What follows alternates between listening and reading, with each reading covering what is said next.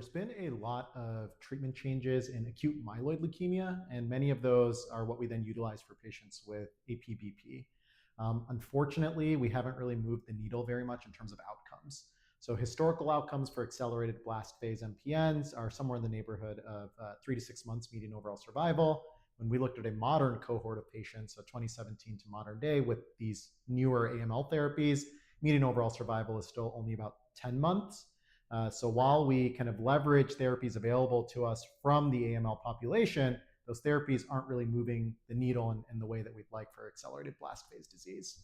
So I think there's been a lot of preclinical work done identifying potential therapeutic classes of drugs, such as BET inhibition.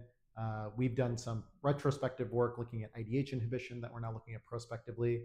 The target that I'm most excited about is LSD1. So there's quite a bit of clinical data on the role of LSD1 inhibition in chronic phase MPNs with the LSD1 inhibitor Iadademstat. We are leading a study in collaboration with the NCI CTEP program looking at the LSD1 inhibitor Iadademstat. So hypomethylating agent plus or minus Iadademstat. This combination has shown great benefit in AML, and now we're looking to see if it translates into accelerated blast phase MPNs.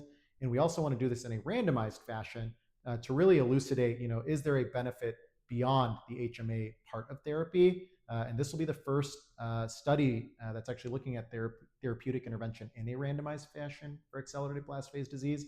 So I think it's really important for us to kind of move into that era of really thinking about therapies in a rigorous way and comparing them to the standard in a rigorous way.